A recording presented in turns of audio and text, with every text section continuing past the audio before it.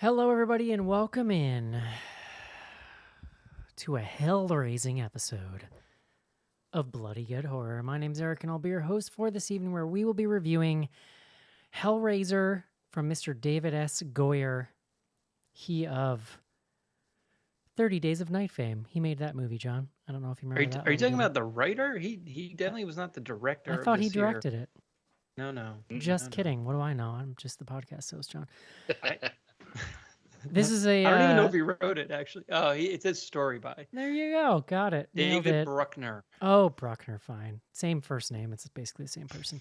The Davids. This is a new Hellraiser that is out. It's essentially a remake. It's out on the Hulu. We're going to review that quickly here. But first up, joining me from Manhattan, New York City, please welcome John Schnars to the show. Ahoy. Indeed. Next up from Indiana, please welcome Casey. Hello. And last up tonight, joining us from Memphis, Tennessee, please welcome Elizabeth back to the show. Howdy, guys. Hellraiser. John? A movie directed by some guy named David. You know, Cenobites. David. He's in it. Cenobites. Should we go through why David Bruckner was an exciting choice? Yeah, it has a storied production history I was reading today. Well, that part I didn't you know know. what? He's just cool. He's directed other good movies. Yeah, The Night House, right? Correct. I have no segue here, so let's get right into it and review. Okay. Hellraiser. This is it, Jennifer. Your big breaking TV. From the prime time. Main feature.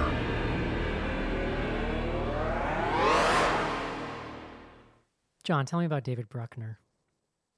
David Bruckner, as Elizabeth mentioned, most recently director of The Night House, which Great movie. we loved. Great film.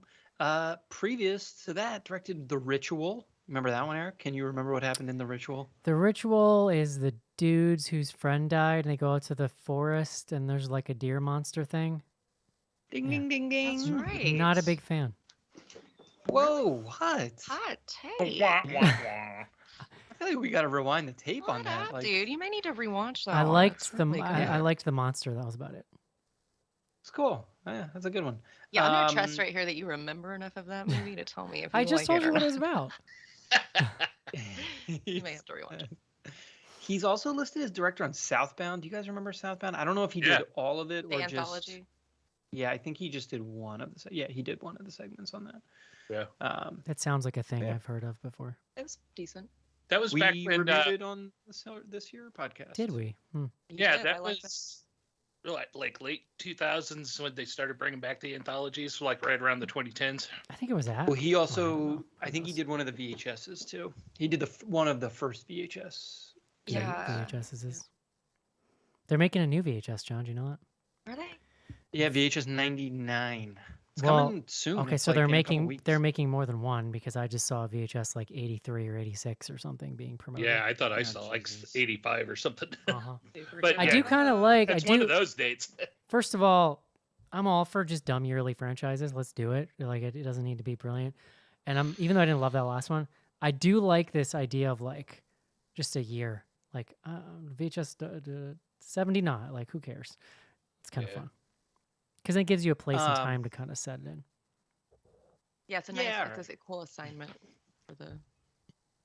I didn't see the last one. You guys did it without me on the show. not great. I didn't miss a lot. It's got no, I one. mean- It's got one really, really solid segment that it opens with, and then The it's Rat like Man one, and that's about it. And then it's all I did see downhill that from one. there. I saw Yeah. the Ratma, Hail Ratma. Ratma, yeah. I think I I only like watched that one. I like Like, I Ratman think I better. stopped it. Rat Man. Ratman. John. Yeah. Well, boy, I hope the word of the day isn't Ratman, or this is gonna be real embarrassing. Please bring us the word of the day.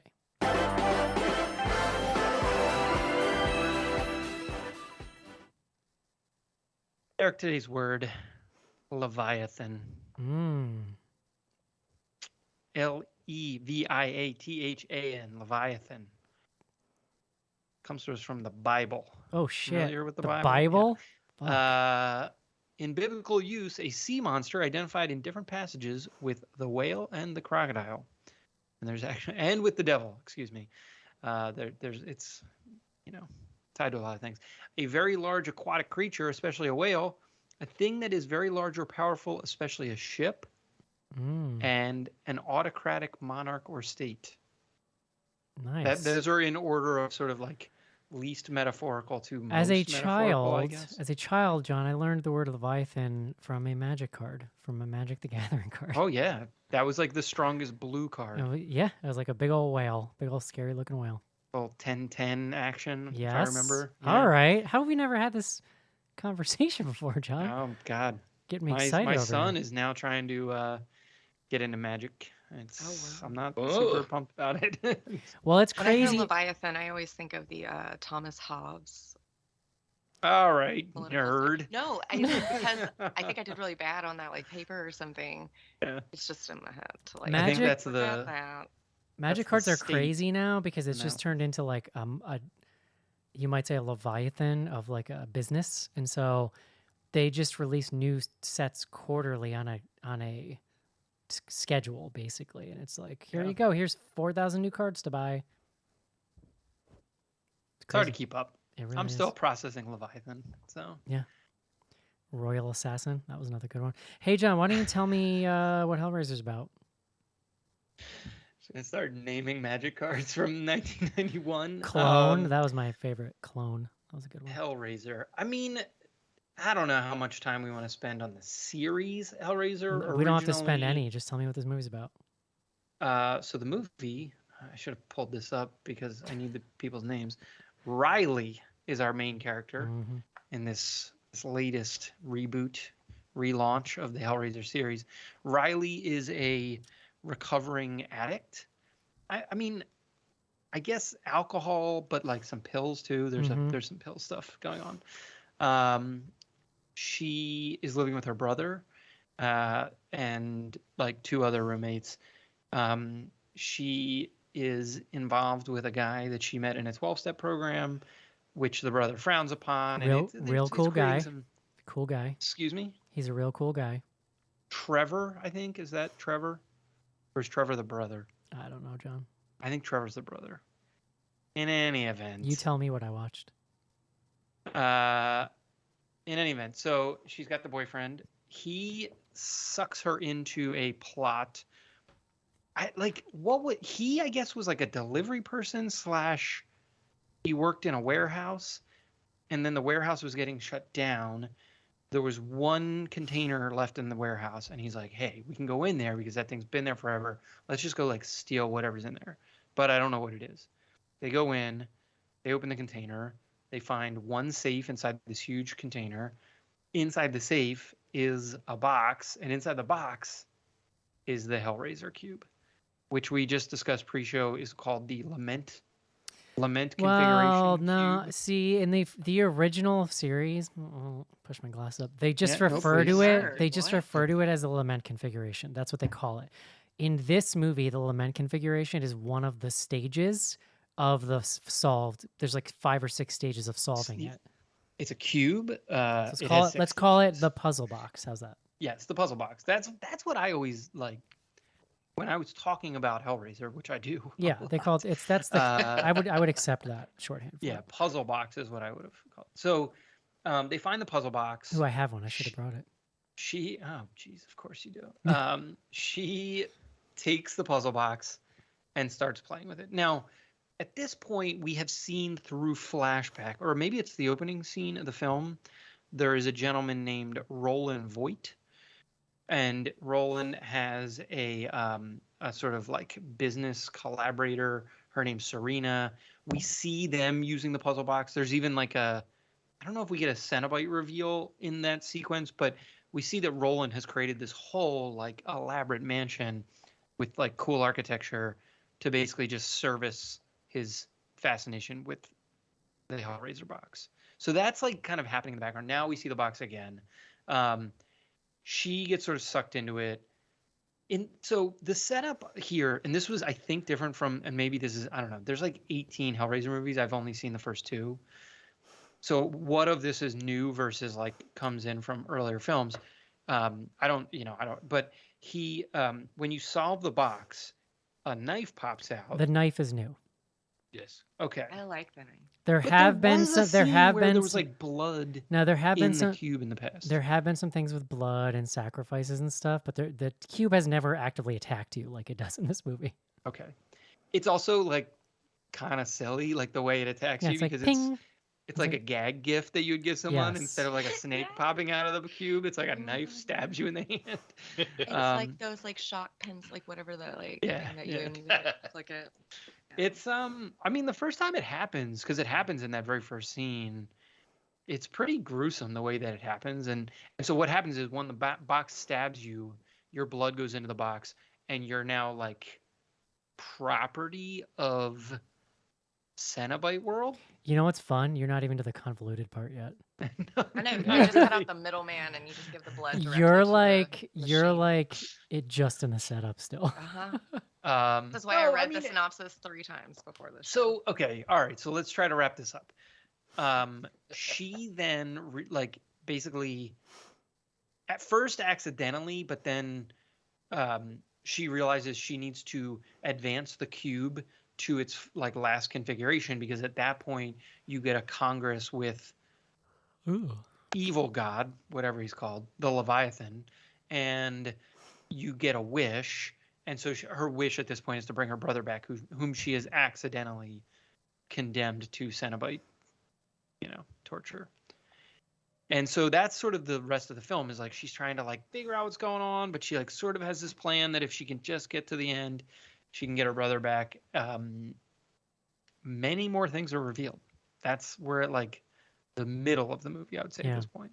So for reference, in that original film, literally all that happens is, I mean, A horny woman. listen, there's family plot. Uh. No, that's there's a horny that's in the woman in first one, part right? one, but like there's family stuff, but that's just for that movie. But like mythos wise, Christy solves the box. The Cenobites come out, and they go to kill her. But then when basically they end up giving her an offer, which is that her uncle Frank, who had previously solved the box and then found a way to escape hell because Julia resurrected him, they want him back. So they're like, if you bring us Frank, then we'll spare you. And that's basically the whole plot of the movie. It's just her trying to trick her uncle Frank to going back to hell, basically. Who But at this there is point, stuff about like who the at this pleasures point- of flesh or something, who at this right? point Like, has murdered her father and is wearing his skin. Yeah, well, Mhm. that's why, because he's one of these like pleasure seeker. Like he does it because he wants to find out what the pleasures are. yeah. So there you go. Casey, Yes. what do you think of Hellraiser 2022? So I've always enjoyed Hellraiser. I'm not a diehard. I really like the first 2. I've watched all the sequels because I forced myself to, and really kind of fuzzed out on those after like the 3rd one. So my grasp of the lore and stuff like that isn't necessarily the greatest. But going into this movie, I had some high hopes just because I know the last couple recent remakes I was not at all, and I didn't enjoy at all. So I was excited to see this. I liked some of the directions that they were showing us ahead of time. I liked the idea of going with the female Pinhead, all that good stuff. So I was a little excited. And by the time I got through this, at the end, I was fairly happy. I was pretty well entertained, and I liked this. And it was kind of what I was hoping for a Hellraiser movie. It felt like a Hellraiser movie. It Hell felt was more- raised. Yes. Benny It's felt- true. Jones. It's true. Well, it felt more like the Hellraiser movies than like a lot of the sequels do. That was like a key point. It felt like it meshed in well with the original 2 movies, which is, let's be honest, that's usually, if you talk to somebody that's into Hellraiser, that's the 2 that they like. And like you said, Schnars, those are the 2 you've seen. One of the things I always did get into, I do enjoy the lore of Hellraiser, but there's so many of them and the sequels are so loose, I never kept up with it. But like, there's a lot of geekiness going on that Clive Barker put into those characters with the Cenobites and where they're from and stuff like that. And there was a lot of that in those first movies that I don't think when I saw it at a young age I picked up on. So while I still enjoyed the movies, I was still confused on a lot of it. This one, I really enjoyed how they kind of broke down the lore that was going on to this stuff. And it was fairly clear, fairly easy to follow. I liked it. There's just a lot in there. We got to see a lot about the puzzle box the different configurations, and we get some lessons on like what you were solving those for and what you can get for doing that, etc. More of their motivations. I liked it. We got a little more of a glimpse of Leviathan and stuff like that. So I like those nerdy bits of it.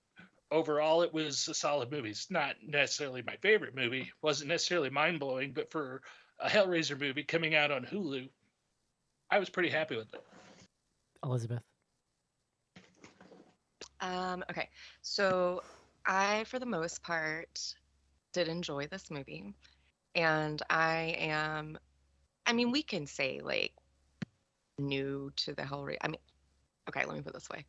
I used to drink a lot, and I'd watch a lot of movies, and I don't remember a lot of them. So this Hellraiser franchise falls into that time of my life, and it was brand new to me, and I really enjoyed it. It made me want to read the novella, and it just, well, I like to read things are based on anyway. But it was, I liked it. There were a few things that I guess weren't my favorite parts of it. It's definitely not a perfect film, let's say. I don't love it when movies use addiction as like a plot device. Now, if it's done in such a way that is like commenting on the characters or really enhancing the story overall in a meaningful way, I can totally be into and even have fun with the movie. That's a through line. A really good example of that actually is Bodies. No spoiler, but it deals with addiction in a different way, and that feels way more organic to me. This feels really shoehorned in to make it more gritty and like to make her a specific type of underdog that always kind of leaves a bad taste in my mouth. But beyond that, I do like it felt a little like Candyman to me in that it's very polished, but supposed to feel like that dirty, kind of gritty feel. That does not bother me or feel inauthentic. I like that sort of like glam gore that the Hellraiser series does. Glam gore. I I guess. I like that. But yeah, it wasn't enough to lose me. The few things that I did find wrong with it. So I sent an email, and I still, it's kind of growing on me the more time that passes from last night when I watched it. But I would definitely watch another one entry in this. John. Yeah, I think we did Hellraiser on the show, or I have watched it maybe I had seen it when I was younger, and then watched it again more recently. And one of the things that surprised me is it's pretty small budget. Like it's original, almost like yeah. I mean, it's like an indie film, like the original. And so, and that the second one, whether or not the budget is actually bigger, there's a lot more effects. They're Scope. like going into hell. Yeah. Like it's more ambitious visually. If anything, the thing to say about this movie is it's like the Hellraiser that you would get if they put a lot of time and energy into It feels like a studio art version direction. of it. Yeah. But like, and sort of to Elizabeth's point, I don't say that as a negative. Like, it works. David Bruckner is like super interesting person to have given this franchise to. He clearly had a vision for what he wanted it to look and feel like. I don't have Elizabeth, your point on the main character and her addiction, like it's a good point. Like it didn't bother me, but you're right. It's like a screenwriting shortcut more than anything else. Well, it's like in a Nicholas Sparks movie, someone having cancer, or like it's just a way to get to this place where like I don't feel like it's always earned. Well, it lets you like shortcut certain things about the character where you're like, she's a broken woman and just wants to like do right by her brother whom she's put through so much, including sending him to Cenobite land. So yeah, I like ultimately I had a good time with this. If I have complaints, and I certainly do, my first is that it's too long. It's like maybe right at 2 hours or a little over 2 hours. 2 hours, It felt like 3 hours at times. Uh-huh. Some of that is like there's just so much plot. There's just an astronomical. I mean, you were joking when I was doing the synopsis or whatever we call that, but it's a lot. Like there's a lot going on. There's a lot of like what I mean. One of the things that work so much for the original film and even some of the subsequent film, or at least the second one, is there. Clive Barker hints at a universe and this like sort of deep, well of evil / sensation or whatever the hell it is, and here they're like, let us describe the universe to you and show you many of the things visually. And like it's all cool. Like the art direction I think really works. I love the house that Roland builds and like has this insane cage around it. I mean, like they did not spare expenses on doing some of this stuff. But it's definitely, there's a version of this that's like 30 minutes shorter and probably a lot tighter. Just in editing, I don't think you need to change much. It just needs an axe taken to it. Yeah. No, I think that's probably fair. So yeah, like I enjoyed this. I would watch a sequel that this team did. I would prefer one that was like, they kind of tightened it up a little, but I don't know. I'm very Get it together, curious. David Goyer. We can come back to this later, but I'm very curious. Was there like a neckbeard contingent on the internet who was upset about the female? I'm Pinhead? sure. I didn't hear a lot of There it. was, but- I think there was at the initial announcement, but that's been a while. Okay, because everyone, with the Ghostbusters, like people still don't let that go. So Yeah. Yeah. I didn't know, but it was fun. She was good. She's listed as the priest. Yeah, in the that's credits. that's Yeah, I noticed what the character's name is in the novella, which I've actually read. Here on this show, John.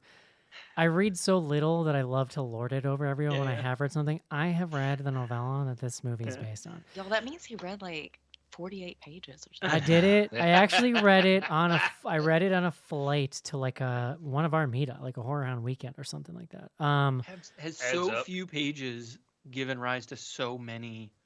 I mean, really. Yeah, hours so of- it's super yeah. interesting. The novella's like the plot of the first two films is definitely more closely adapted from it, but it's changed dramatically.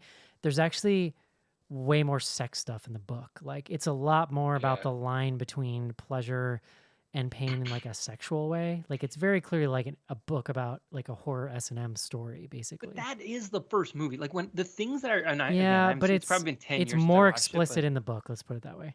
Yeah.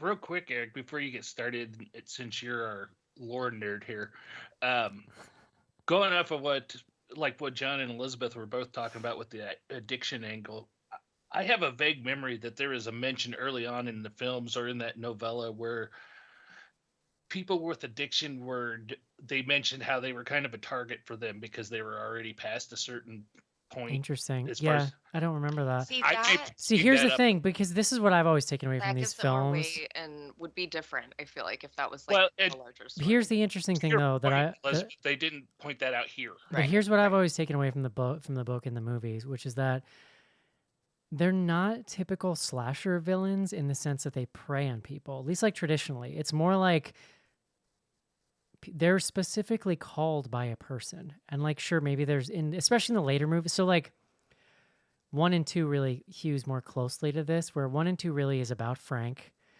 and then in the second one there's this doctor who has a like mute patient who's really good with puzzles solve the puzzle because he wants the pleasure and the pain, whatever. When they show up, they see Christy, and at that point they're basically like, look, bitch, we've now seen you twice, like you're on our list. Like that's basically what happens. But there is You're an selling air this. I but wanna there see but this. there is an air about them, which is they don't give a fuck about you. Like they are above the like affairs of man. It's just that if they show up and you're there, you're going to get some shit from them. And it's like because they just enjoy doing it. And there's to me been always something extra scary about their ambivalence towards humans. It's like Well, they're they like are so gods. above That- it. that's- Yes. Yeah. Yeah, it's like that sounds very much like Greek gods too. And I love those first two movies. I think they're like easy like top 20 all-time horror films. They are so incredibly unique. They're so scary. They're so visually unique and stunning. I think that an interesting thing about them is you don't hear a lot of people talk about them being their favorite films the way you do about like a Halloween. And honestly, my theory on that is that you can get comfy with a slasher over time. Like a slasher, a good slasher you've seen like 50 times is like a warm bath to slip into. It doesn't matter how many times you've seen Hellraiser. There is nothing comfortable about watching either of Right. those movies, the first two movies. They're nightmares to sit. Like you are so uncomfortable. It is some of the most horrifying body horror shit you will ever see. You never feel safe. You never feel comfortable. So like, I just don't think they become nostalgia watches for people the way that some of these other movies do. And it's maybe affected like the way people talk about them a little bit.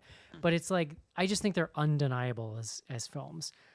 I've only seen 3 and 4 after that. 3, they were trying to turn it into like a bigger budget thing, and it really kind of falls in its face. 4 is where they go to space, but there is also a bunch of flashbacks to Victorian times and the person who created the box, which is very interesting. So like there's some Yeah, I like interesting that. stuff going on in part 4. But again, they really start turning them more into slasher villains, which kind of gets away from it. And I haven't seen the other ones. I'm not even going to pontificate on those, but There's like 10. there's a bunch. Before this. Yeah. So at that point, what they started doing was, I mean, they talked about this. They were actively taking other scripts and being like, could we put Cenobites in this? And so they became like one-off stories of like, here's a solid story where somebody just happens to summon a Cenobite, and now there's Cenobites here.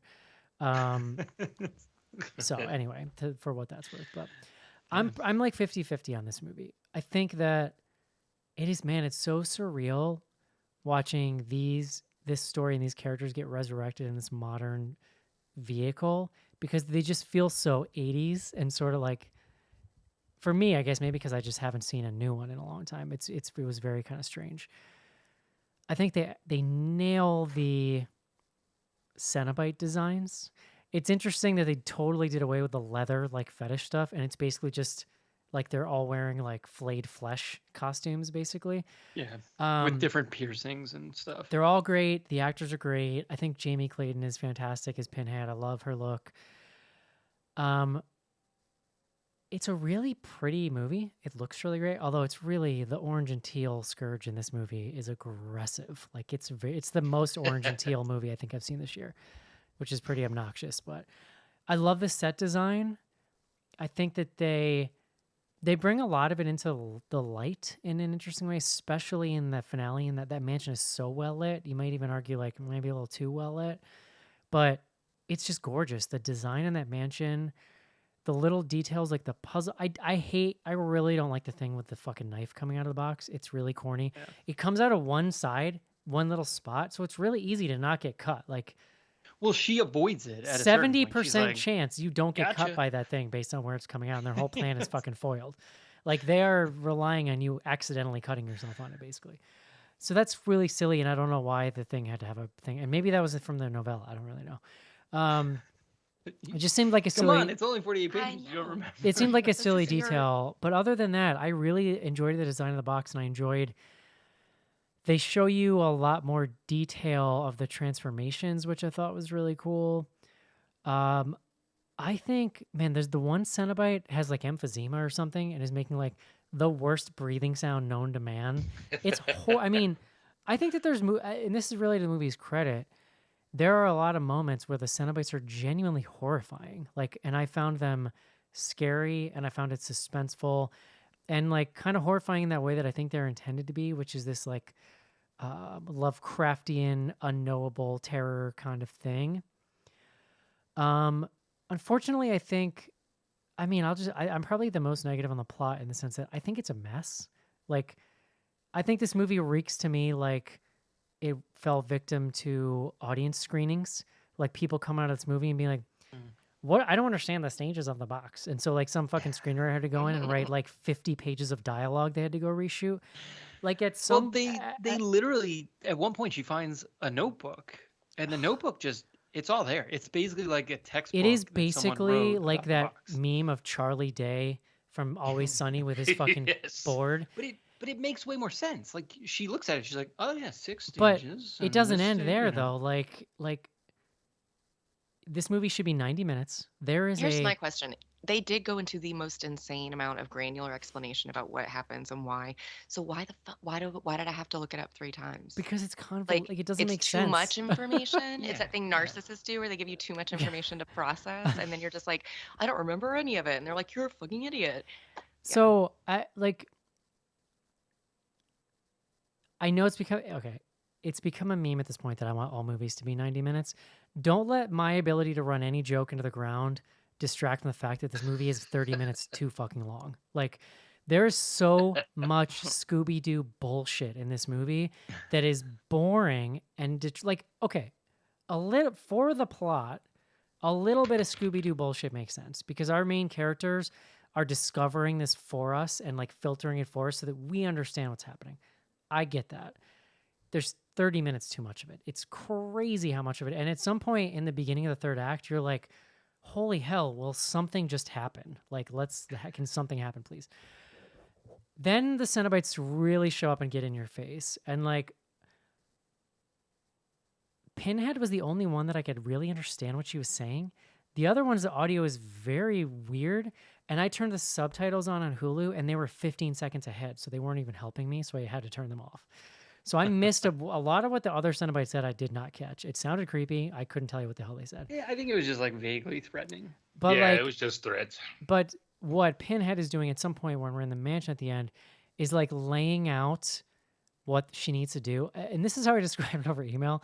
It's like Pinhead is thirsty in a way that I don't really think matches with my idea of what this character is, which is like Yeah. Doug Bradley showed up, said one fucking thing, and went away. And if you didn't get it, your ass was done. Like the chains were coming, you're dead. She like explains it. Then she comes back and explains it again. She keeps popping up in front of her face and being like, okay, but if you do step 4, then I'm going to do step 5. But if you don't do step 3, then you better fucking hope I don't get to step 6. It's like what I was picturing in my It's like head. the parent that keeps being like, I'm gonna turn this around Yes. now. I will go back Yes. home. It's and like me, never- right? they're It's like never me. gonna. It's like me when I'm like uselessly yelling at my kids, I'm gonna do something they know I'm not gonna do. But like at some point, I was picturing like an SNL digital short. Like what I want is an SNL digital short making fun of this, where Pete Davidson is Pinhead, and in the middle of one of his soliloquies, like a record scratch happens and all the creepy music stops, and he just busts into that voice. Like, yeah, okay, but then like this, but no, remember what I said? Like, I think it's totally tension killing to have Pinhead talking this much. I think a little bit more was okay, but the fact that she's just explaining it, like I needed a friggin' abacus to understand what the hell she was saying in this movie. Like I get the basic gist of it. I just think it's too much. And I do think it's a shame because like we see a lot of movies that are very like, oh, this doesn't have it. This doesn't have what it needs. Go back to the drawing board. I don't think that's the case. Because like I said, I sound really negative on it, but it's visually a really awesome looking movie. They killed the Cenobites. There's a lot of tension. You go back to the editing booth and cut 20 minutes out of this even, and I think you've got a really tight, really effective movie. Because I just think the one thing I was saying over email is like, part of I think what makes the Cenobites scary in the first 2 movies is leaving a lot of what they exactly are doing up to imagination. And Yeah. I do agree though that like that is obtuse in an 80s way that maybe doesn't fly now or could be improved upon. I just think if they were at a 4, they could have cranked it up to a 7 of exposition, and instead they went to like a 12. Well, I would argue they were at like a 2 Right. originally.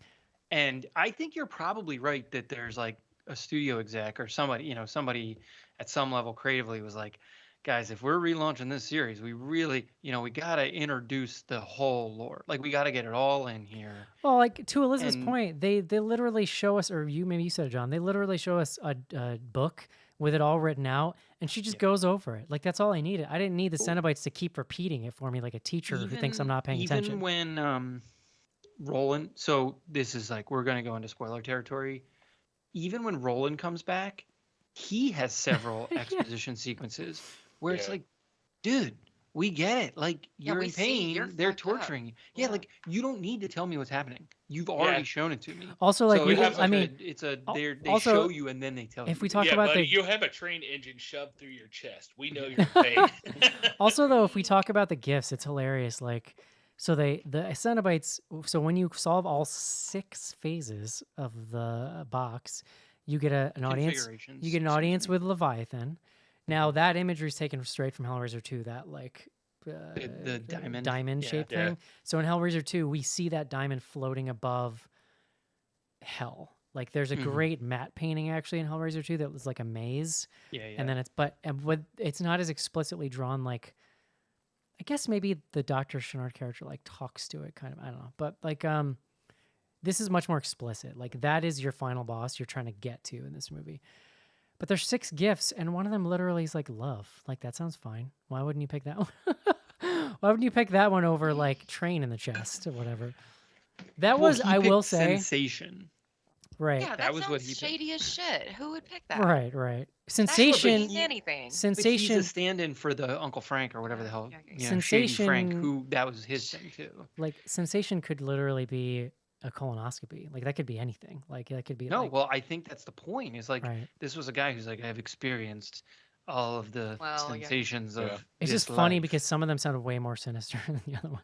Yeah, no. well, And I totally. feel, I don't know. Like again, like 6 gifts, really? What if it's just you get to God and you get to ask God for what you want? And then it's always a genie in the bottle type situation where they give you Yeah. a monkey paw where It's you always get the monkey something paw. you're Yeah. not expecting. That's all it That's needs to exactly be. what this is. I don't need a flow chart of 6 different gifts and configurations and fucking. I just You got to get 2 needlessly- people. You only have 1 now, but you can also kill Needlessly Cenobites. Like what? You're selling me, or I should say, anti-selling me. You're Yes, swinging me on this. a So- little bit. Let me give you my thing that I kind of like. It was like the thing you had to not think about for me, Yeah. because even the exposition I was sort of okay with until now. The Cenobites, as we discussed, are like demigods, or they're at some level operating, with supernatural capabilities. In this movie, we are to believe there's like a cage that this dude created They're that like- can keep them out. Okay, fine. Maybe it's like a magic cage. Like once they're inside, Yeah, that's why can they not just do whatever the fuck they want? Like you see them doing all kinds of things, manipulating reality. There's this scene, they're like opening the floor, which all of that, the art direction on that, I loved. They almost Yeah, turn into that was awesome. zombies. Sorry, They're almost like zombies. They kind of shuffle slow. but they also can manipulate reality, and so it's like, so the one that gets caught, there's like the run that's like running at her and then gets caught when the like gates are closing, like. Well, I don't know. Like, are we supposed to believe the Cenobites are super powerful, or like you can Scooby-Doo trap them in like a fucking slow moving? Well, they gate? get right. That one gets trapped the Looks way a dumb zombie would. Yeah. Yeah. Now, see, my nerd brain you're not wrong. The movie did not point to this, and I think this is probably stuff that got replaced for other exposition from Pinhead and stuff. Somewhere in there had to have been this guy, because he collected cult artifacts and stuff like that. Somewhere there was a piece of story that led to his collections, and he designed that cage around that house for specific reasons, as in it was a magic cage, but they didn't tell us that. No, they. That's definitely don't actually tell a you. good point, though. That like Pinhead can just summon chains whenever she wants and tear someone apart. Yeah. It they- is no way. Is no one killed by chains in that house though? No, I mean, no. They kill the guy in the very beginning. Like we see the chain stuff happening in the house in that first sequence, but then it's like later in the film, they're basically powerless. You know, or- that's or- very 13 Ghosts remake. Yeah. To And we don't to even know build, that to the build cage a was on the house at Yeah. the time. to build a house specifically designed for like some evil entity. Yeah. I will say that train situation in his chest, I fucking loved that. That looked so Yeah, cool. no, it was cool. That was yeah, good. that's good. Yeah. So am I correct in thinking that basically rotated all of his nerves in his body and spun him around every time it? Yeah, like you can't went think off. you can't think about it too much. I don't have to make too much sense, but like, No, I know, but I'm like, oh, geez. but I did love when it fell out and he's like sort of like throwing up parts of Oh it. yeah, that was Yeah, And that then, was awesome. You see his chest come back. I that mean, was again, this visual. is where- That was visually really cool, and I think Elizabeth coined the term. Write it down. Glam gore. Like yeah. it's Mhm. cool. Like it's kind of cool to see a Hashtag. movie this glossy be this disgusting. I think is kind of fun. Well, that's interesting because I was been reading on the Cenobites and stuff like that, and that was, Cenobites, yummy. and it wasn't. I don't know that it was exactly glam gore. that exact term, but that was like the art direction that Clive Barker gave the people in the original movie on what he wanted this when they were designing the Cenobites. He Yeah. wanted some kind of gory, glamorous type thing. I mean, and that's really like it's that the theme is running in the novella, and I think that's what they're trying to do in the originals is like it's really a sublime kind of thing. Like, yes, it's horrifying, Yeah. but you can't look away from it because it's also it's weirdly awe-inspiring. Yeah, and exactly. Terrifying Right. at the same time. Exactly. I was very excited that Chatterer was back. Yeah, good chattering noises. My favorite. And Chatterer favorite. bites someone, which I think might be a first. That's Yeah. not the same Chatterer, though, right? No, they were all redesigned, but like that's a Chatterer.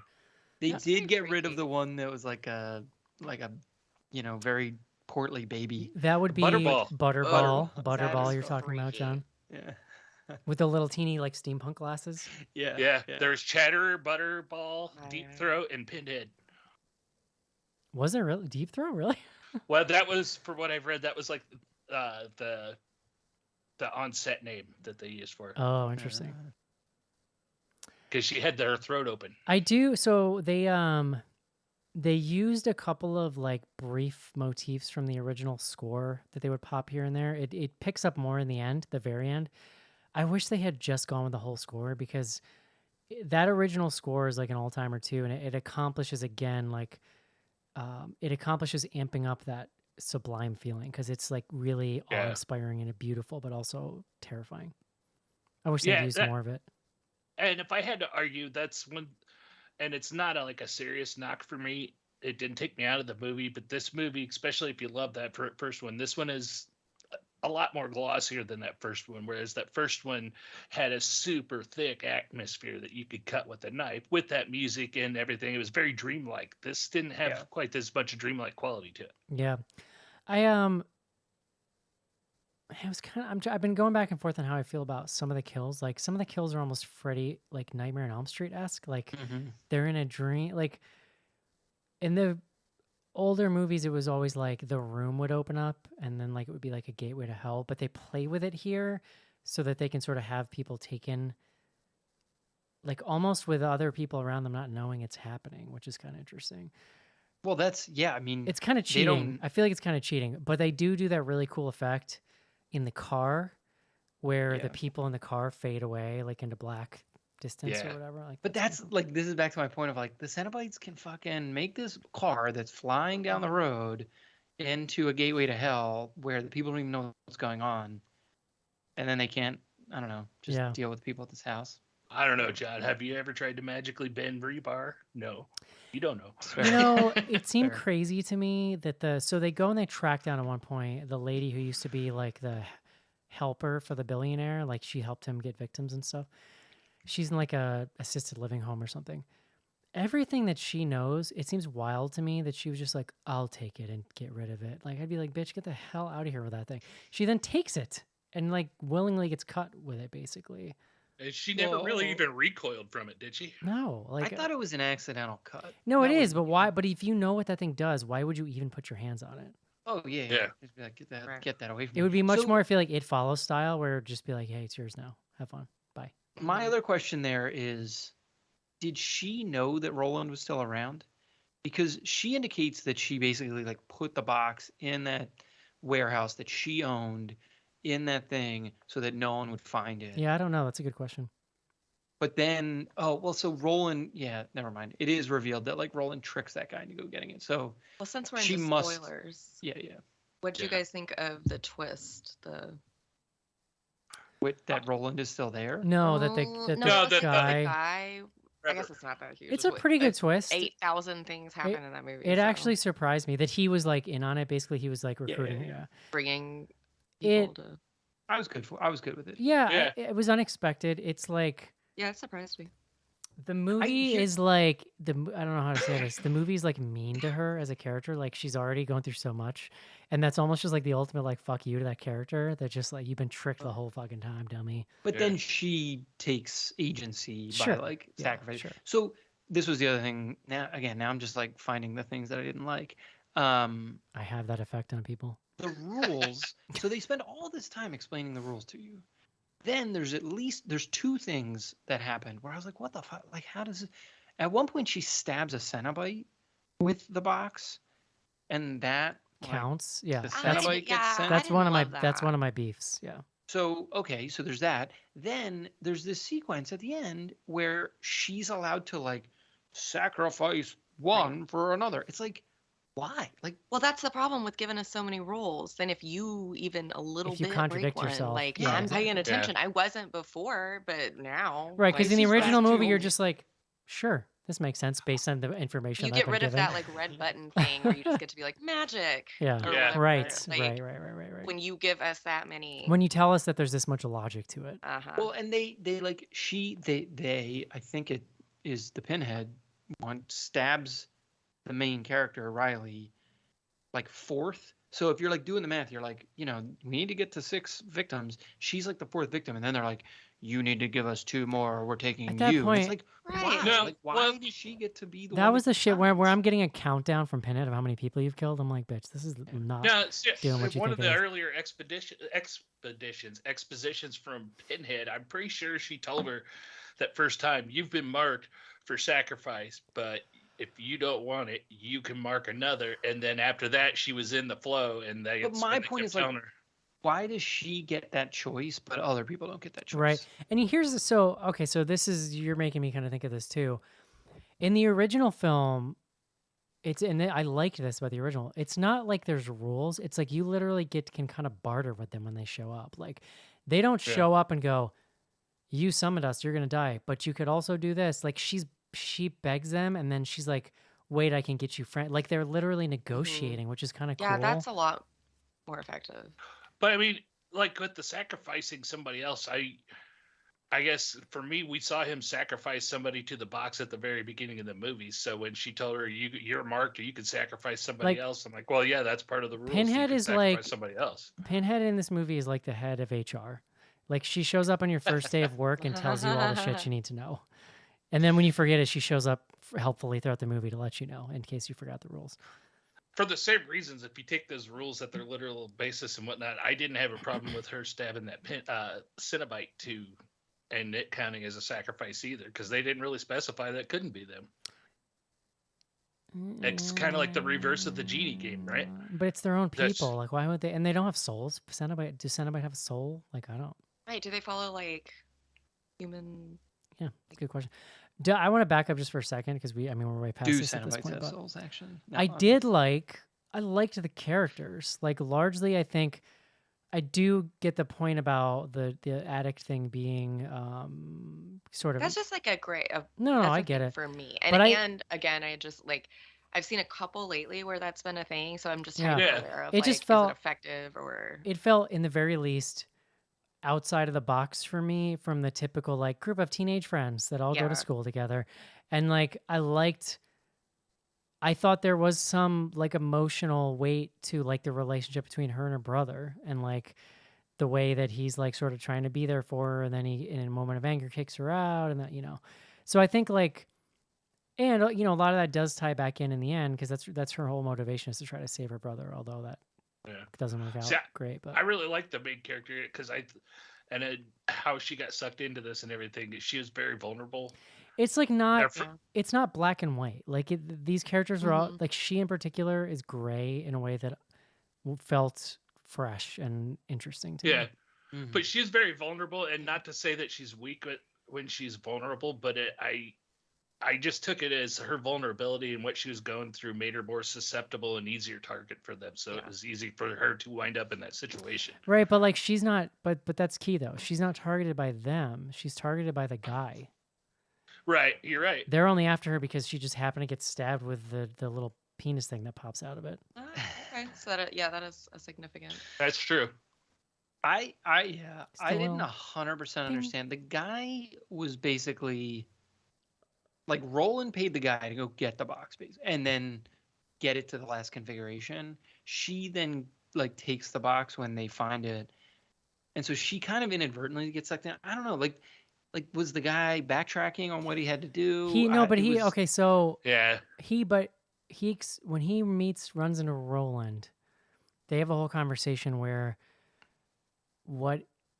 what he explains is that like the plan he didn't go as planned. Like he didn't plan for her Yeah. to activate in the way Oh, that he she does did. say I that. think Yeah. Yeah. He's like, but it still works Well, out.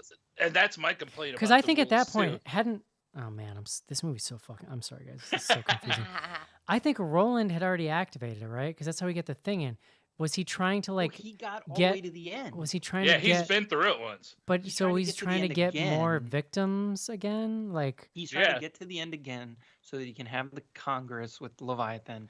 But and you don't he have can to the solve thing it. You don't have to thing be the out. one, but you don't have Can to you be do the it twice? right. You don't have to be the one to solve it again, though. That's what I was getting ready to say. Is that's my complaint with the rules, because throughout this movie, we're watching this main girl has done all the work to solve all those configurations. Then Roland shows up at the end and takes it, and hey, I'm going to do the sixth one, and he's almost there. It's like, Right. It well, doesn't seem like And this that. is where like Yeah. my kind of beef lies, which is like, if you strip it down to the bones, I love the plot of this movie. If you take away all the fucking rules and exposition, like I love the idea of this like billionaire who's done this. Like I think they Mhm. set him up really well. They show this like fucking orgy party he's having. I love Yeah, I the like thing, the the thing in the chest. Like all of that makes a ton of sense to me. Like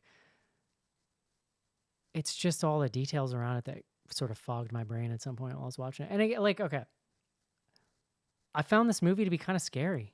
Honest, like I just want to keep saying that because I know I just go down a rabbit hole being negative, but like it's very tense, honestly, and like honestly, and would be even more so if they had just cut some of the exposition stuff out, because you'd have less of a chance to catch your breath. I feel like. Yeah, I agree with you too. I mean, it's very tense, and then you also have that tension based around characters and like the strife between the brother and sister, and what she's going through, and how much, pain it's brought the brother and his fiance and everything. Yeah. I think that added to that tension. I did like that. I did aspect. too. Go ahead. Well, I'll say for a franchise and an individual film, it is very rare to show as much as they do in these movies and still be Mhm. effectively tense or scary, to where Yeah. if it's happening again, I'm like, oh shit, like even though we've just seen it. Like For sure. Yeah. that's definitely an accomplishment. Yeah. Could have been a lot worse, and has been in this franchise. Indeed. Any Yeah. like favorite moments you guys want to mention here before we wrap it up here? Pinhead's voice was Yeah. terrifying. I dig the voice for sure. That Yeah. breathing sound was real horrifying. And the emphysema was I really liked the like kind of scene at the very end where he gets sort of the audience of Leviathan, and then he gets turned into a Cenobite. Like Yeah, that was that's pretty Yeah, sweet. that was one of my more favorite scenes, just because I don't remember seeing anything like that at the end of the second. We just kind of saw the floating diamond over the maze in the second movie, and seeing that, and it really kind of gave it that cosmic, otherworldly feel as he's staring into the soul of that thing, and then you see him close his eyes, and it opens back up, and they're black, and I was like, Yeah, oh, yeah, black. perfect. That was, And yeah, that's I where did they like that. finally just crank that score all the way up. Like it's just a really nice moment. Yeah. Love it. And I do love too, though, like the making of the Cenobite. That was one of the things I remember back, because we saw them make a Cenobite in the second one or the third one. I don't remember. Second one. We see The so second one at the end? the bad guy in the second one, he wants to become one basically. Right. But I remember back when that came out and being young, that was one of the things I was most excited about. We're getting Cenobites, and we're going to see how Cenobites get made. And then as you see that scene, it's pretty dark. It's pretty hard to see, muddled. Still pretty cool. Still sticks in my head. But then this one, it was well lit, and we saw everything that was happening to that guy. I appreciated that kind of transformation too. One thing I will say I missed in this movie, weirdly, skinless people. As horrifying Yeah. as that shit is in those movies, like that is what that sticks a- with me. Yeah. There's a lot of people with like skin no, peeled back. in but this. like so Yeah. okay, so in the first movie, But like the oozing- Julia resurrects Frank and basically saves him from hell, and he is skinless, and she has to Yeah, then yeah, yeah. kill Well, he that's horrifying. kill her- climbs out of a puddle of blood, doesn't he? And slowly comes That together. whole yeah, sequence. so her dad, yeah, there's like a drop of blood, and then he like comes out of it. Yeah. The second one is even more horrifying. So in the second one, the doctor who works at this like mental hospital has a patient kill himself like with a razor on a bloody mattress in his office, and then Julia gets resurrected skinless from that mattress. And it's Yeah. I think it's one of the, like a top 5 most horrifying scene in all of horror. It's disgusting. God, I think I blocked it out. And then he goes about for the first act, basically luring prostitutes back to the house so that she can kill them and start like sucking their fluids and life essences from them. It's disgusting. and Love horrifying. the life essences. Telling you, you those- gotta have those. Something about it, like an animated skinless person walking around on Earth like it's totally normal. That'll stick with you as a kid. Yeah. Honestly, from what I remember, Janet was kind of scary with her skin on. 'Cause I'm they're not also- saying hideous, but she was an intense. Because they're woman. also like horny. Like in the second one, like he wraps her up and he's like making out with her. Like Well, something about Young Me knew, like I could like read this off of the VHS cover at Blockbuster and was like, "Ugh." Like I don't think this is gonna go over well for my dad watching this. I'm gonna stick with Sleepaway Camp for the 800th time because that movie makes no sense even if you are paying attention. that's hilarious. And as long as somebody didn't walk in at like the right part, At the it's like, very it's a bad end. 80s movie, whatever.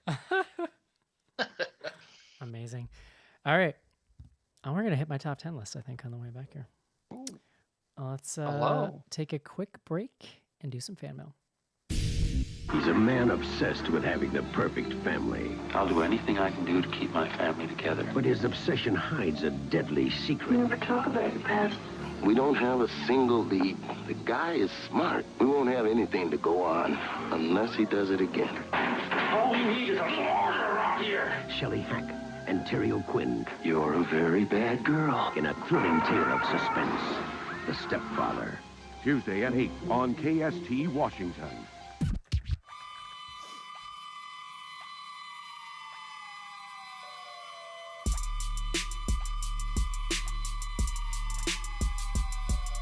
Hi, this is Doc Bradley Pinhead from the Hellraiser movies, welcoming you to Bloody Good Horror.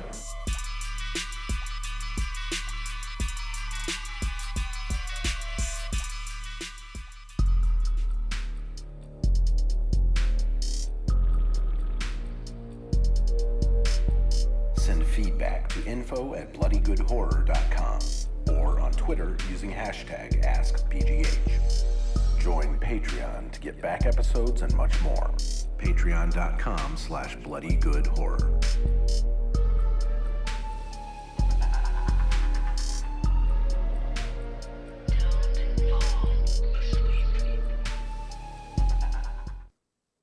John, Eric. it's been brought to my attention by a text message that I did not ask you guys if you recommend the movie. John, do you recommend the movie?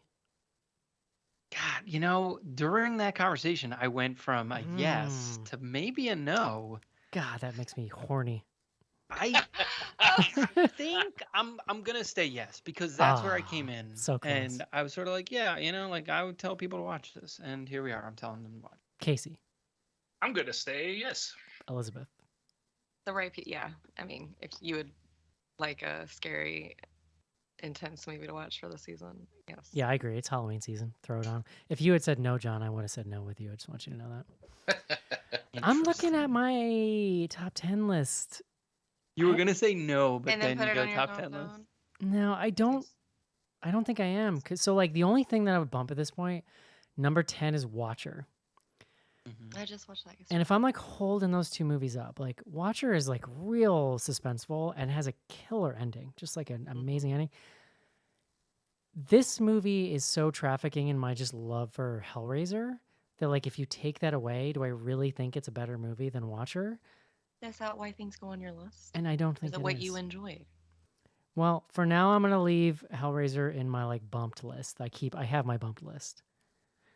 So my bumped list is Hellraiser, Glorious, Texas Chainsaw Massacre, whatever that was, Monstrous, The Cursed, Scream, and Torn Hearts. A real mixed bag there. Yeah, and we got Halloween. Like you never know how they might surprise me. Those Halloween jamokes and maybe. I mean, maybe. Yeah. Like, So there you go. Hey, what surprised me was that movie Barbarian. Yeah. Hey, Did you guys want to talk briefly about Barbarian before we get into housekeeping stuff? So I mean, love it so much. Yeah. Spoiler. I loved it too. So I almost had a hard time separating my appreciation of the film, which I did appreciate, from the experience I had watching it. So I had work off on Monday because of Indigenous People Day / Italian Heritage Day. That's what we call it here in New York. And I dropped my kids off at like a camp because their school was closed, so they had to go to camp for the day. So I had the day just to do whatever the fuck I wanted. And what I wanted to fucking do was go see Barbarian at the theater which I did by I myself. did it in the middle of the day by myself too. Yeah, it was amazing. I had nothing to do. I had nothing to think about. I was just like, I'm just so gonna good. enjoy this movie. Yes. I didn't even have to give a review. It wasn't even like I had to like think critically. Same. I had no idea what it was about. Like I knew Me the neither. setup. Okay, I was gonna ask you. Like, I went in so cold. I had only seen the poster, and when I saw the poster, I was like, I haven't heard anything about this. That poster looks freaky. I'm not gonna like get like even thinking that has gotten me to run like let the down. buzz was all like I knew that there was a lot of But buzz. then I heard the buzz. Yeah, and I also knew that it had something to do with like an Airbnb where like someone showed up I didn't know and then that until my roommates pulled up. It was great. It was awesome. So did you know? I knew that Justin Long was in it because I had seen on ticket time when I went to look at what time the ticket was playing. It like had his name on it. Man, I And had so no like, idea, and it's "Thanks, just random. Fandango." It's just randomly like there he is. Wow. No, I wish that would have been What's amazing. he been doing? Like Practicing singing that song. Justin Long. Yeah. I think he does a lot of amazing. like. I love him too. I feel like he does some producing. I feel like he's like getting stuff made. Like, okay, I am so much more excited in the moment that we get to talk about this movie than I am about the movie we watched tonight. As much as I did like. John, did you listen to the episode? No. So the interesting thing I that you guys loved it. The interesting thing that came out, I think Casey found this article, was that this guy had this idea for this movie and could not get it made. He even took it to A24 and they're like, "This is too weird for us, bro." No, so two things. Nobody liked the hard turns. Like nobody liked the reset. What was the other thing, Casey? There was another very specific reason. Oh, nobody liked that you were spending this much time with Justin Long, who's like this really bad person. Yeah, he's a rape. Like so. There's lots of rapists in this movie. Like it's a super rapey movie. So anyway, he I can't remember who ended up finally help. Oh, like 20th Century Fox, who was owned by Disney, I think, right? Like wasn't that the deal? Well, it is. It's now owned by Disney. But It's called 20th Century. and then he ended up making like basically cutting the budget down so he could get it so cheap that somebody would like give him the money, and it ended up being a huge success. Yeah. They did. It's done really well at the box office. I have like, it is a strange movie structurally. What I would say is, be careful with spoilers because somebody might be listening to this and like they're not here. They're not here. Like 10 seconds to clear so I can say this thing. My client, whose hair I was cutting, said 24 hours after I saw this movie, and I straight up would have throat punched him if he had ruined this movie for me. Okay. Go away, turn it down. Let's give a spoiler warning of you should. 5. We're gonna count to 5 and then come back and like hit plus 30 on your thing. Okay. Yeah. 5, 4, 3, 2, 1. I had a 16-year-old client when I didn't even bring the movie up. We just talk about horror movies. Sit down in my chair and go, "So did you see Barbarian, that baby incest movie?"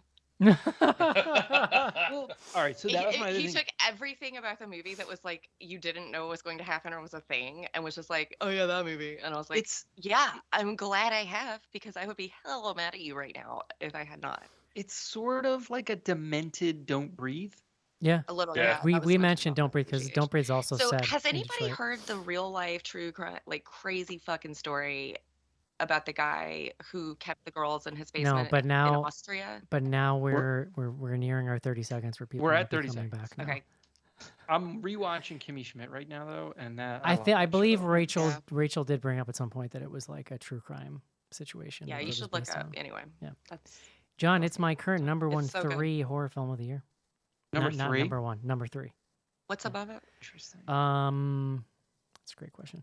It might be my number 1. It might be my number 1 too, for real. My top 5 right now is Nope, X, Barbarian, Mad God, and Spine of Night. That's tough. Okay. I haven't done my list. You know, I like to wait. I'll tell you what. You know what might shoot up that list too is Orphan First Kill because I fucking love that movie. Yeah, I was into that too. All right. Yeah, we still got some bangers coming, man. Like I know. good I stuff know. we haven't seen. I'm pretty interested in bodies, and we got Halloween, which you never know could be the sleeper of the year. And it could be good. They were lulling us into On thinking this start was issue, gonna be a Eric piece of decides shit. to be an optimist. It This could is be the good one.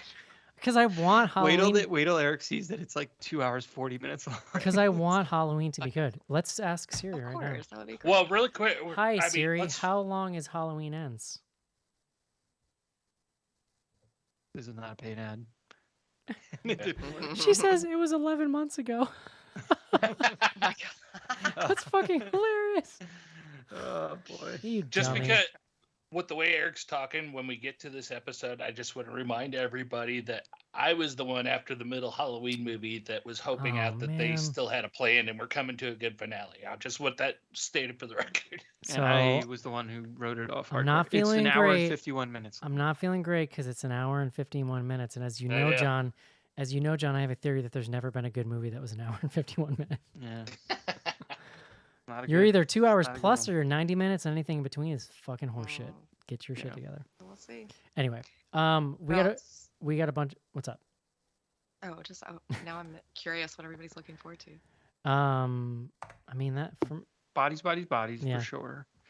I'm pretty pumped that we're gonna do the Spirit Halloween movie. If I'm being honest. Okay, you guys keep talking about that. I haven't Googled it. Is this what is It's this? streaming. Are we definitely doing that? Is Yeah, that a- that's is where that it's a Halloween Are week. you week. talking about decision? the mega store, the Halloween Yes. store? They made a movie. It's starring Christopher Lloyd somehow, like in some capacity. And Josie from Josie and the Pussycats. It has something to do with like a bunch of kids who break into a spirit and then like spooky stuff happens or something like that.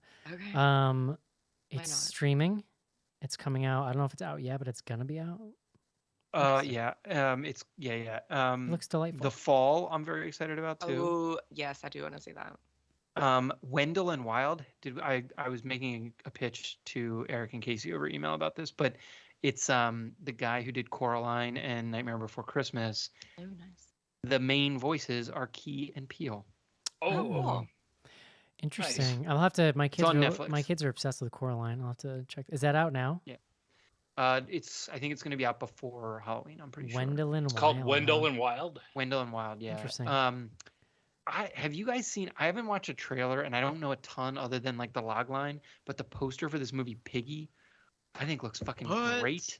Okay, I'm ready. I've Not heard. I've of heard it mentioned. I don't know anything about it yet. That one I would like us to try to get to. too. Okay, that title both worries me and is Right. incredibly evocative. Yeah. Wow. I'm pretty. So this new thing that's popped up on the radar, this found footage movie, Deadstream, looks pretty decent. Yeah, Thank I do. you. I watched that last night. Do you like it, Casey? I had a good laugh.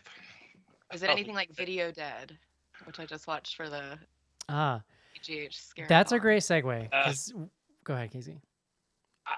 It's got strong Evil Dead 2 vibes. I'll put it at that. All right. We We're gonna watch it, aren't we? Like, don't review yeah. it. We have a bunch of housekeeping stuff we got to get through here. Casey just mentioned Deadstream. Deadstream is part of Jody's 30 Days of Halloween challenge that we got going on the website. You can find it at bloodygoodhorror.com. If you're on Slack, there's also an October Scareathon channel where people are chatting about the movies. It's 31 days, 31 movies. It's all pre-picked for you, and you got people to chat about them with afterwards. John, I watched a movie this week that I had a real religious experience watching that I'd seen before. Yes. And that is the Fright Night remake. Oh, John, I yeah, have we liked that. decided Or I liked it. I have decided loved it. that this is my favorite vampire movie. I was about to say, Yeah. what did you say? If anyone knows Eric's preference, now it's Interview with a Vampire number one. Yes, Fright Night and then remake. Fright Night remake. It's my second Number two. favorite vampire movie. Colin Well, Farrell. it has Anton Anton Yelchin's in it. Yelchin, yeah. Yeah, Yelchin. Colin Farrell, and then I always forget her name. It's actually got a really great Who's the cast. I was blonde? surprised. The blonde is somebody name I know, but I can't. Her name's not coming to me. Dude, it's awesome. It's like one of the few 80s remakes that actually captures like the fun of the original while being modern. Colin Farrell is so good in that movie. Like Yeah. I hadn't He's seen great, it. just in general. He's I- a good actor. I hadn't seen it Yeah. since we watched it on the show. It is fantastic. Like It's I'm super good. It's Yeah. obsessed. But it's fun because I saw in the October Scareathon channel on Slack, I saw where Eric was exposing or going on about how that's now his favorite vampire movie. And I even said out there, I'm like, oh, I'm gonna have to watch it now just so I'm prepared for when we sit down to record Wednesday night. And it's not my favorite vampire movie, but he's not wrong. It's great, and I hadn't watched it since we had first watched it, and I forgot how great the cast was, especially now that we've had, we're 10 years away, 11 years away from it, and how Yeah. much we've come to know all those actors even more. since Yeah, then it's with funny, some of the like, side characters. dude, It's great. Colin Farrell looks so young in that movie. First of He all, does. Anton Yelchin alive when they made that movie, Right. and Colin Farrell looks like so different. It's crazy. And it's got freaking Toni Collette.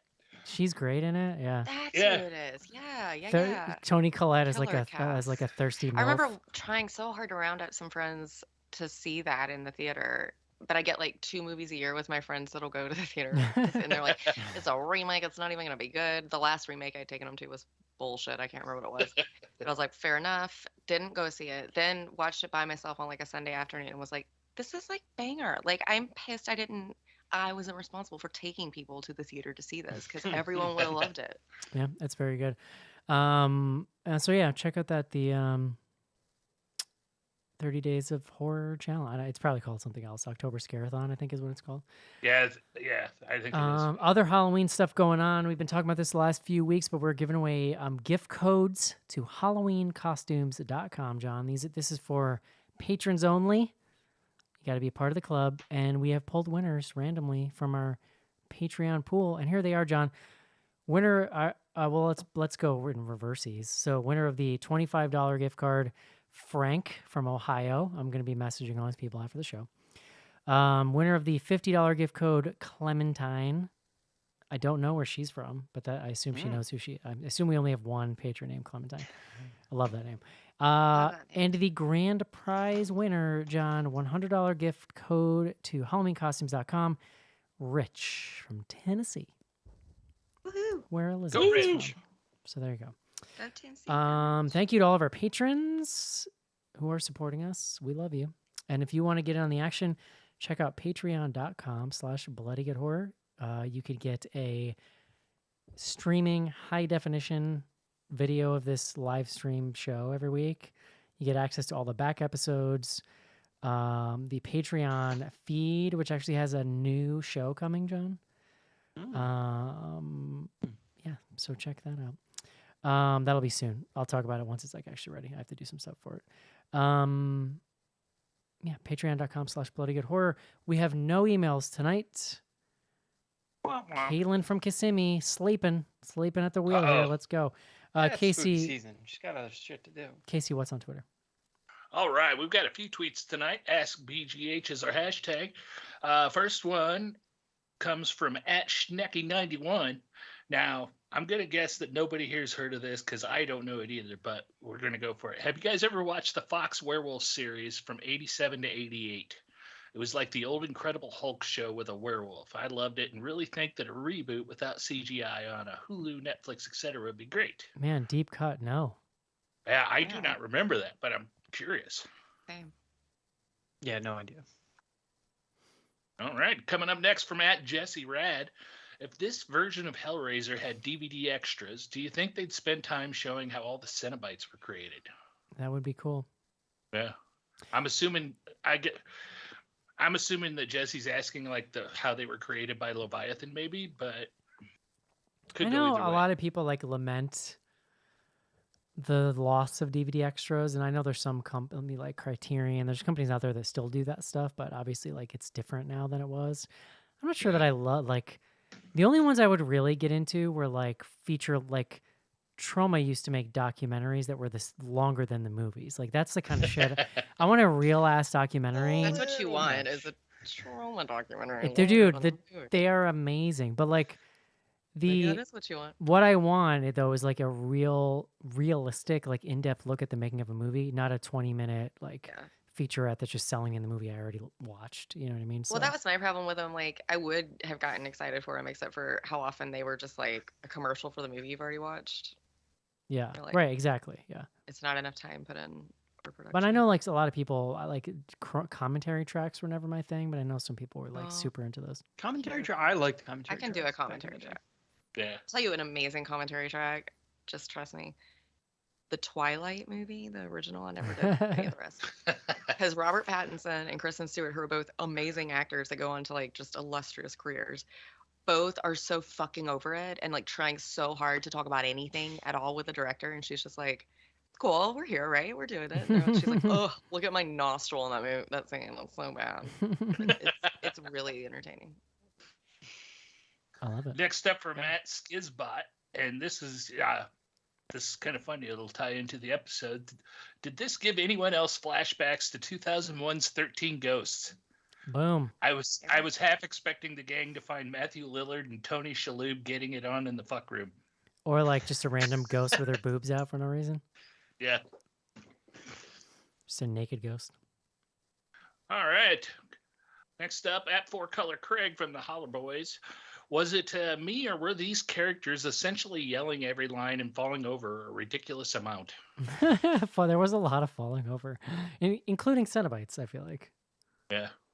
Well, the one got trapped. In a booby fucking, trapped. Yeah. And it's slow-moving gate. Slow-moving gaze.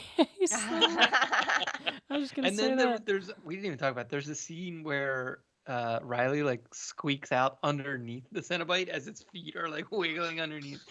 So yeah, the same one that got stuck in the slow gate. Yeah, no. The Holla Kings, John, is a horror podcast that reviews Southern horror movies.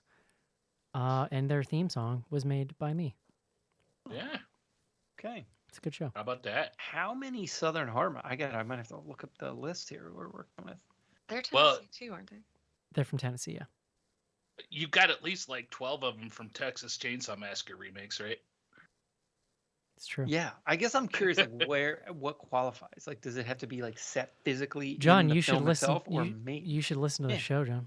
No. Yeah. All right. I'll have to check it out. All right. Next up, at Duck Sensual. Which is the hottest Cenobite of all time? Oh, the lady Cenobite in those first two movies, pretty hot. Yeah. Yeah, she was. It took no time for me to answer. Wait, is that Deep Throat? Is Also, it the one that Casey was also talking like the actress who plays Julia in those first two movies, real hot. I mean, okay. It's the about? character. Not a Like Cenobite. she's a very like it's the horniness of the character. I feel like. Okay, it's not my thing. But she was a very intense looking. She was kind of a There you go, intimidating looking woman. I'm into Let's it. put it that way. You're right. She's pretty intense looking. But I also agree with Eric. So. Well, maybe intense is your thing. Yeah. You tell me. Learning what, yeah, I was like, what you would pick on the Leviathan configuration. I'm gonna go off track and say the hottest Cenobite of all time is Doug Bradley hitting on people at the bar after Horror Round. Was he? Nice. You were with me, Eric. Yeah, when yeah, we you watched were him there. do that. Dude, nothing that happened after hours at Horror Hound is something that's in my brain still. All right, last up we have from @Mrs. Chatterer. Did you all find the movie super dark? Between this and House of the Dragon, that's 2 weeks in a row where I feel like the filmmakers are making it way too hard to see what's happening, or maybe my calibration's just off. Yeah, some of the dark scenes were very dark to where you almost can't see, but then it would be so bright, like it's like burning your retinas out. Like it was kind of a hard swing. Yeah, exactly. I've seen back and forth to that mansion. I've actually seen stuff about this on Twitter and articles written about how this is kind of like the current aesthetic of shooting stuff dark but also flat in a way that makes it hard to see it. Where like I don't know, if you go back to those 80s movies in particular, there was just a way of shooting stuff where you felt the darkness, but they had enough of that blue light in there where you could like make out what's happening.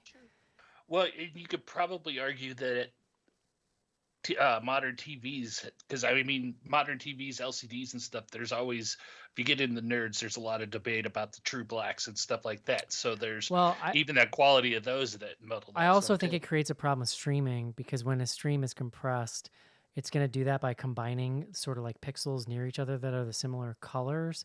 And so when something's just all kind of black, that's where you get that blockiness happening. Yeah. It looks like it like gets fuzzy around. Yeah. Right.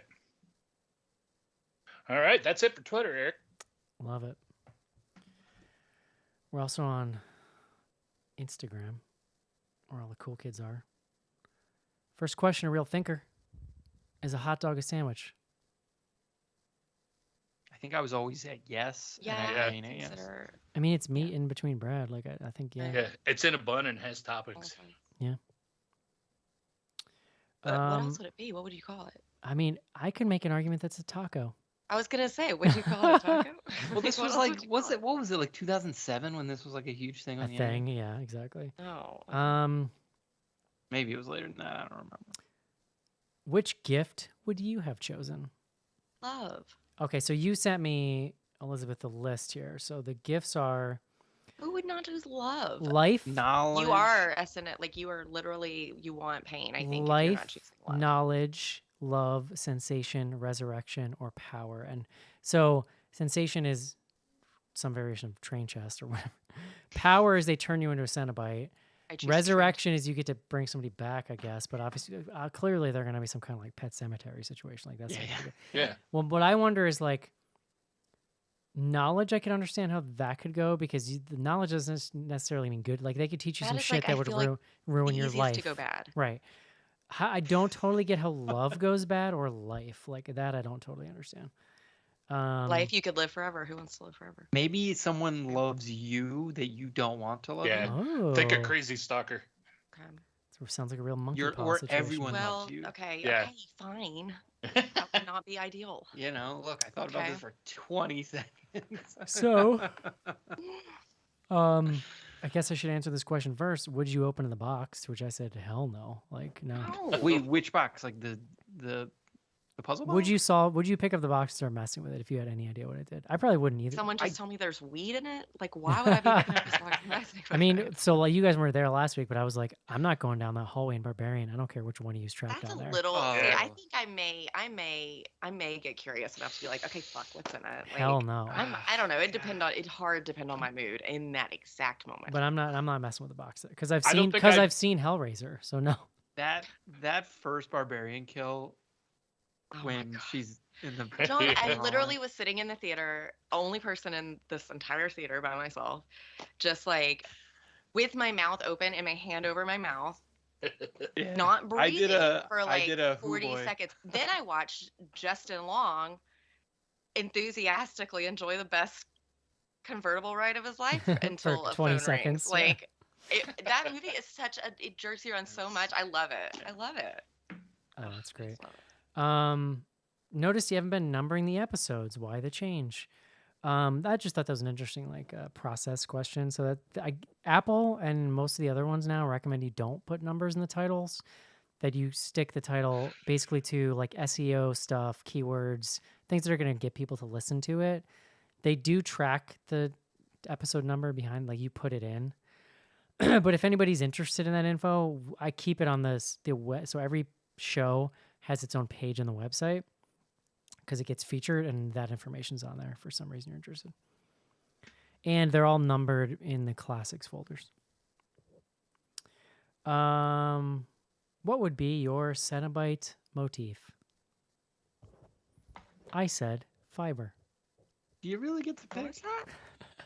What did you say? I'd be like a broccoli Cenobite or something. Fiber was your answer? I think it's one of my favorite things. I was gonna say leather, maybe like shiny. Leather. Okay. I don't know. Like, is this fashion? Well, so like, because in or- the later ones, they may start they just get real willy nilly with making Cenobites. And I'm a unicorn. I don't know. And there's one in there's one in the third movie that's like ends up with a CD in his head. He's like a technology. Oh, it's got like a That couple of them. sounds There's like real a dumb. 4 maybe has CD head.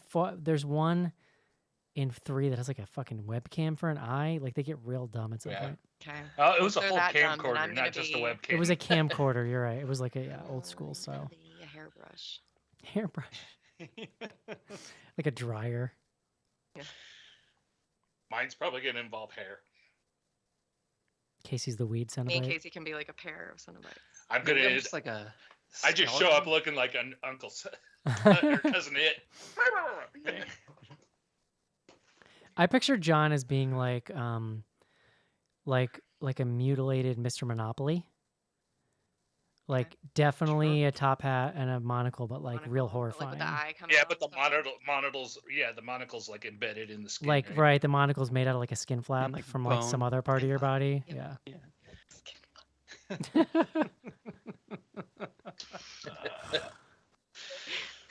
Sure. I actually put a fair amount of thought specifically into what yours would be. Schnarr. Yeah, really. You've been workshopping. That's what he thinks about when he can't fall asleep at night. Yeah. No, it's more Little like when I John wake Cenobite. up, I'm just like, I wonder what John would be if he was a Cenobite. Those are more my like peaceful thoughts. My anxiety thoughts are no fun. What kink do you want to see a horror movie about? I don't know. Like, What? I mean, I feel like there's been a movie about everything at some point. Oh, that sounds like it was probably. What was that? Glorious, maybe. Yeah, that's true. A little Glorious. bit. It could I was be. gonna say Lunars for that. Remember That's that? what I was gonna say. And there's like a What is whole. that? So There a has to be lunar. a movie with that in A it. lunar is a person who gets off by balloons, like the sound of like the rubber, the balloons, Squeaky balloon. and Oh, popping them and shit. okay. There's a Oh, like whole balloon. Oh, there's a okay. thread about that in Poughkeepsie tapes, which is why it was just a joke I was making. But yeah. Ew. Okay, what I know about that movie, I don't like that there's a thread about that. Well, because I don't even I've only seen it once when we did it. It was like 15 fucking years ago. But like, You know, I've started that movie and stopped it like 7 times. there's because of all points the where they're podcasts just I've you're heard talk flipping about it. around. There's points because it's really found footagey. You're just flipping around different videos, and there's one that's straight up like this is like a lunar fetish video that's on for like a couple minutes. It was like part of the random shit they found. Right, right. I'll trust you. One more question. Have you ever had acupuncture done? If so, what was it like? When I had my shoulder surgery, maybe I talked about this on the show. Like I had to have both my shoulders done, and I would go to physical therapy, and they did what they called dry needling, but is effectively the same thing as acupuncture. It doesn't have all. It's like medical, so like you're not in like a nice relaxing room. You're in like a fucking PT office, and they're like sticking needles in your skin. Did it hurt? It fucking hurt, and it worked like 100%.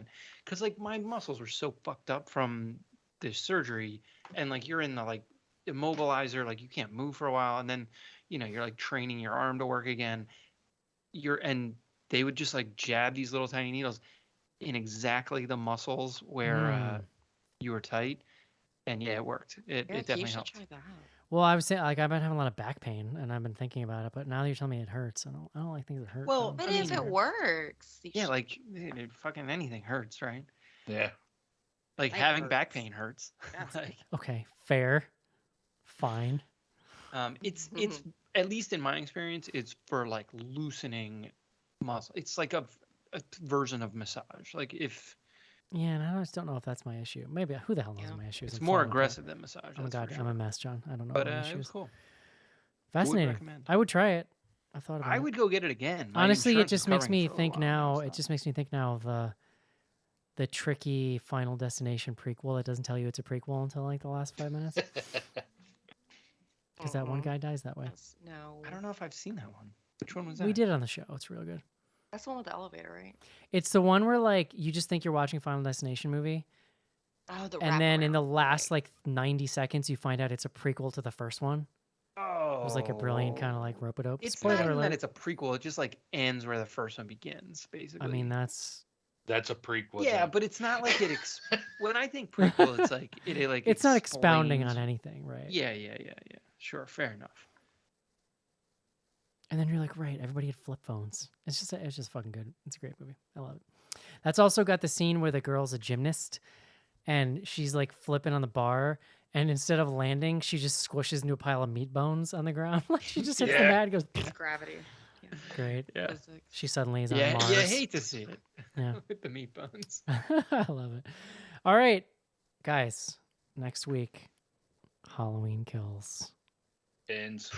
Ends. Halloween ends. Yeah. I'm sure it'll be the last time Michael Myers is ever in a movie. Probably. Ever on yeah. screen. It's Yeah. got to be the last time for Jamie Lee. Like, there's no way she's coming back. She got a whole But what trilogy. if they like cut his head off? She could cut his head off. Yeah. They've already done that. I was gonna say, would it surprise you to know that they did that I've once? seen H2O many a time. Yeah. Dude, that explanation of how he was alive made me so mad in Halloween Resurrection. That's so stupid. You see, John, he swapped uniforms with a paramedic and put the paramedic in the body bag. So when Jamie Lee Curtis decapitates him at the end of Halloween H2O, it's really just the paramedic who I guess was mute and not telling her like, hey, I'm not Michael Myers, by the way. I know I have this mask on. It's not me. Please don't chop my head off. Could you actually call 911? Because I'm pinned against a tree right now. And that would be real solid if you could do that for me. Oh, Lord. Good times. So yeah, Halloween ends. I don't know. It's Halloween. Hope you guys are having a good time. Congratulations to our winners. That's going to do it for our episode on Hellraiser. Hope you enjoyed the show, and we'll talk to you soon. See you. Bye, y'all. Bye-bye.